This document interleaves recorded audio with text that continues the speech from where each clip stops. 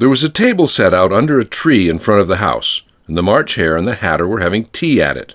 A dormouse was sitting between them, fast asleep, and the other two were using it as a cushion, resting their elbows on it and talking over its head. Very uncomfortable for the dormouse, thought Alice. Only, as it's asleep, I suppose it doesn't mind.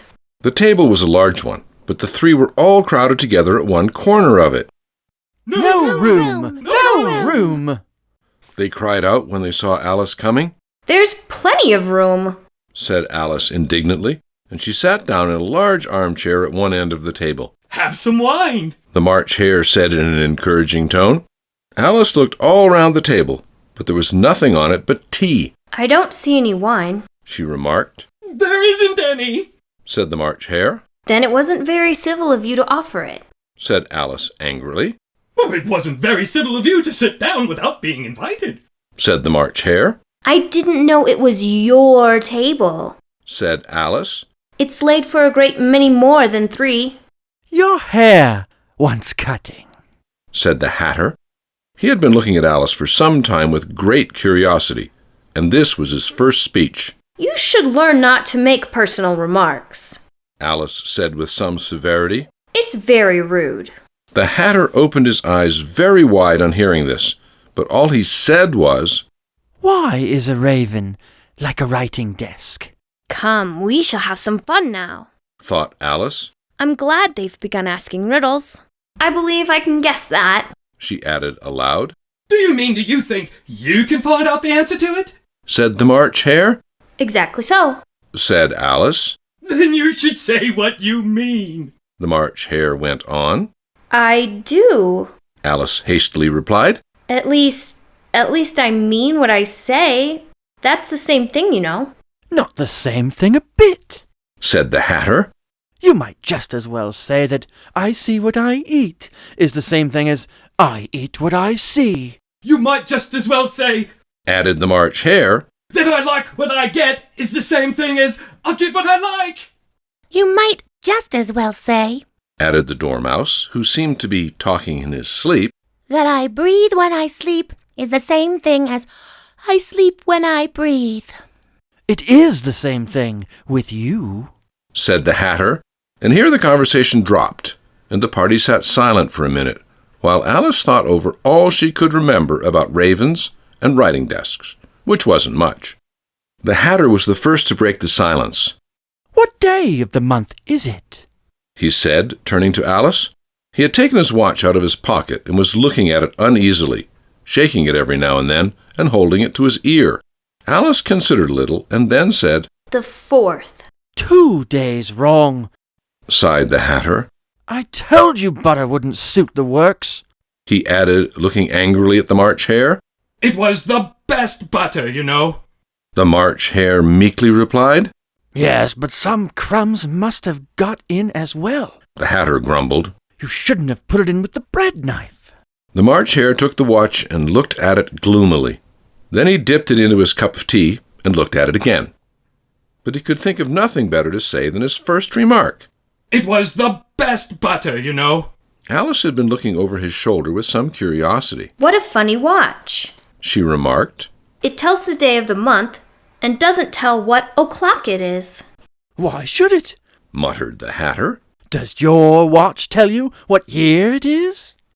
Of course not, Alice replied very readily. But that's because it stays the same year for such a long time together. Which is just the case with mine, said the Hatter. Alice felt dreadfully puzzled. The Hatter's remark seemed to have no sort of meaning in it, and yet it was certainly English. I don't quite understand you, she said, as politely as she could. The Dormouse is asleep again, said the Hatter, and he poured a little hot tea upon its nose. The Dormouse shook its head impatiently and said, without opening its eyes, Of course, just what I was going to remark myself. Have you guessed the riddle yet? the Hatter said, turning to Alice again. No, I give it up. Alice replied. What's the answer? I haven't the slightest idea, said the Hatter. Nor I, said the March Hare. Alice sighed wearily. I think you might do something better with the time, she said. Then waste it in asking riddles that have no answers. If you knew time as well as I do, said the Hatter. You wouldn't talk about wasting it. It's him. I don't know what you mean, said Alice. Of course you don't, the Hatter said, tossing his head contemptuously. I dare say you never even spoke to time. Perhaps not, Alice cautiously replied. but I know I have to beat time when I learn music. Ah, that accounts for it, said the Hatter. He won't stand beating. Now, if you only kept on good terms with him, he'd do almost anything you liked with the clock. For instance, suppose it were 9 o'clock in the morning, just time to begin lessons. You'd only have to whisper a hint to time, and round goes the clock in a twinkling. 1:30, time for dinner. I only wish it was. The March Hare said to itself in a whisper. That would be grand, certainly. Said Alice thoughtfully. But then I shouldn't be hungry for it, you know? Not at first, perhaps, said the Hatter. but you could keep it to 1:30 as long as you liked. Is that the way you manage? Alice asked. The Hatter shook his head mournfully. Not I, He replied. We quarreled last March, just before he went mad. You know. Pointing with his teaspoon at the March Hare. It was at the great concert given by the Queen of Hearts, and I had to sing. Twinkle, twinkle, little bat, how I wonder what you're at. You know the song, perhaps? I've heard something like it. Said Alice. It goes on, you know. The Hatter continued. In this way. Up above the world you fly, like a tea tray in the sky. Twinkle, twinkle. Here the Dormouse shook itself and began singing in its sleep. Twinkle, twinkle, twinkle, twinkle. And went on so long that they had to pinch it to make it stop. Well, I hardly finished the first verse, Said the Hatter. when the Queen jumped up and bawled out, He's murdering the time! Off with his head! How dreadfully savage! Exclaimed Alice. And ever since that, The Hatter went on in a mournful tone. he won't do a thing I ask. It's always 6 o'clock now. A bright idea came into Alice's head. Is that the reason so many tea things are put out here? She asked. Yes, that's it. Said the Hatter with a sigh. It's always tea time, and we've no time to wash the things between whiles. Then you keep moving round, I suppose. Said Alice. Exactly so, Said the Hatter. as the things get used up. But what happens when you come to the beginning again? Alice ventured to ask. Suppose we change the subject. The March Hare interrupted, yawning. I'm getting tired of this.